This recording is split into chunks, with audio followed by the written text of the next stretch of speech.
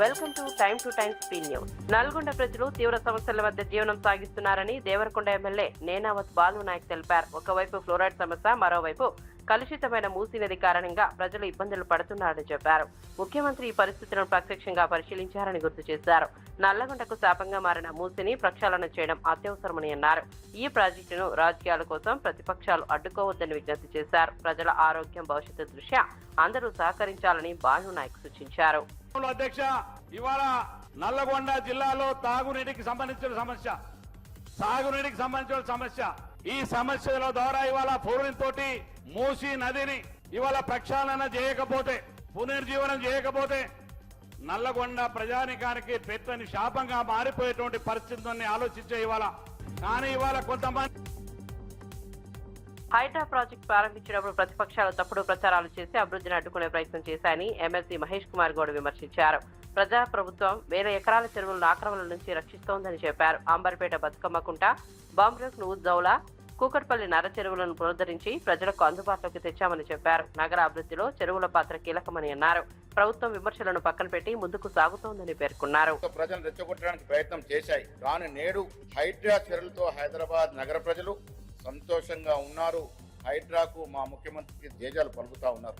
అధ్యక్ష, కుంటిపడిపోయినటువంటి బతుకమ్మ కుంట, నల్ల చెరువు లాంటి చెరువుల్ని ఆక్రమణ నుంచి తీసుకొచ్చి పూర్వ వైభవం తీసుకొచ్చి ప్రజలు సంతోషంగా ఉండే విధంగా ప్రయత్నాలు చేస్తా ఉన్నాం. మరోవైపు కాలుష్యానుసరంగా తయారైనటువంటి మూసీ పునరుజ్జీవం కోసం ముఖ్యమంత్రి రేవంత్ రెడ్డి గారు నడుం బిగించినారు. 55 కిలోమీటర్ల Musi river front transformation project ని మా ప్రభుత్వం చేపట్టింది. ఉస్మాన్ సాగర్, హిమాయత్ సాగర్ జంట జలాశయాల నుంచి గాంధీ సరోవర్ వరకు ఫేజ్ 1 ప్రాజెక్టు. గవర్నర్ తొలి ప్రసంగంలో 6 గ్యారంటీలకు చట్టబద్ధత కల్పించామని చెప్పిన ప్రభుత్వం ఇప్పుడు ఆ ఫైల్ ఎక్కడ ఉందని మాజీ మంత్రి కేటీఆర్ ప్రశ్నించారు. సీఎం రేవంత్ రెడ్డి తొలి సంతకం చేసిన ఆ ఫైల్ ఎఫ్ఎస్ఎల్ అగ్ని ప్రమాదంలో కాలిపోయిందా అనే అనుమానం వ్యక్తం చేశారు. తొలి కేబినెట్ సమావేశాల్లో ఇచ్చిన హామీలు ఎందుకు అమలు కాలేదని ప్రశ్నించారు. మాయమైన 6 గ్యారంటీల ఫైళ్లపై ప్రత్యేక దర్యాప్తు బృందం ఏర్పాటు చేయాలని డిమాండ్ చేశారు.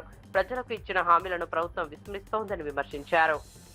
ఇవాళ నేను ప్రభుత్వాన్ని సూటిగా అడుగుతా ఉన్నా అధ్యక్ష, మరి ఏమైంది ఆ సంకల్పం? ఏమైంది ఆ సంతకం? ఎక్కడ పోయింది ఆ చిత్తశుద్ధి? మరి సంతకం పెట్టినని మీరే చెప్తారు, ముఖ్యమంత్రి గారు, గవర్నర్ గారు చెప్పారు, ఏదో ఆషామాషి వ్యక్తి కూడా చెప్పలేదు అధ్యక్ష. ఆ తర్వాత అధ్యక్ష 2024 గవర్నర్ ప్రసంగం అయిపోయింది. రైతులు ఇప్పటికే ప్రకృతి వైపరీత్యాలతో ఇబ్బందులు పడుతుండగా ఇప్పుడు ప్రభుత్వ వైఫల్యాలు కూడా తోడయ్యాయని ఎమ్మెల్యే డాక్టర్ సంజయ్ విమర్శించారు. యాసంగి పంటకు రైతు భరోసా ఇవ్వలేదని ఆరోపించారు. కరెంటు సరఫరా లోపం, పెట్టుబడుల కొరత వల్ల రైతులు తీవ్ర నష్టాలు చవిచూస్తున్నారని తెలిపారు. వ్యవసాయ రంగంపై ప్రభుత్వం సరైన దృష్టి పెట్టడం లేదని అన్నారు. రైతులకు తక్షణ సహాయం అందించాల్సిన అవసరం ఉందని సూచించారు. ప్రభుత్వ నిర్లక్ష్యంతో రైతుల పరిస్థితి మరింత దిగజారుతోందని విమర్శించారు. కేంద్రాలు ఓపెన్ చేయకపోవడం వల్ల రైతులు బయట మార్కెట్ లో 1700 రూపాయలకు అమ్ముకుంటా ఉన్నారు. అంటే ఎంత లాస్? దగ్గర 35% లాస్ వస్తా ఉంది రైతులకు. అంటే 700 రూపాయలు లాస్ పర్ క్వింటాల్. మామూలుగా ఎకరానికి మొక్కజొన్న 30 క్వింటాలు వండుతుంది. 700 రూపాయలు అంటే 21,000. రైతు పెట్టుబడి కూడా వస్తలేదు పాపం. రైతు పెట్టిన పెట్టుబడి కూడా వస్తలేదు. అటు రైతు బంధువు లేదు, ఎక్కడో అప్పో సప్పో తెచ్చి పెట్టుబడి పెట్టి దిగుబడి వచ్చిన తర్వాత కొనే నాదుడు లేదు. ఇప్పటికన్నా ప్రభుత్వాన్ని రిక్వెస్ట్ చేస్తా ఉన్నాను, కరెంటు లేదు సరిగ్గా, మీ పెట్టుబడి లేదు, కొనుగోలు లేదు, మరి ఎట్లా బతకాలి రైతు? అందుకొరకే చెప్తా ఉన్నాం, రైతుకి ఇవాళ కేవలం ప్రకృతి వైపరీత్యం కాదు, మీరు వచ్చిన నుండి కాంగ్రెస్ ప్రభుత్వం.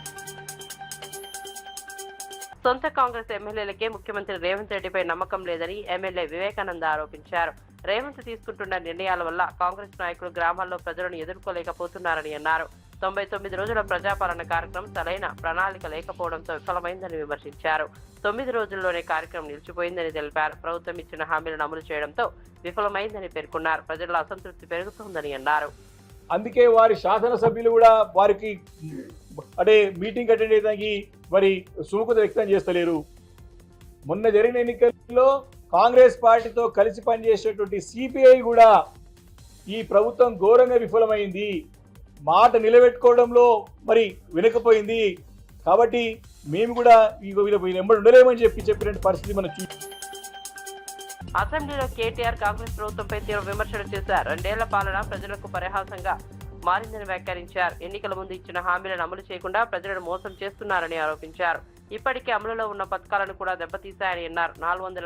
420 హామీల పేరుతో ప్రజలను తప్పుదారి పట్టించారని విమర్శించారు. ఎన్నికల సమయంలో ఇచ్చిన హామీలు నెరవేర్చడంలో సీఎం రేవంత్ రెడ్డి పూర్తిగా విఫలమయ్యారని కేటీఆర్ దుయ్యబట్టారు. అధ్యక్ష 3 ముక్కల్లో ఈ 2.5 సంవత్సరాల పరిపాలన గురించి చెప్పాలి అంటే ఎగ్గొట్టు, కూలగొట్టు, చెడగొట్టు.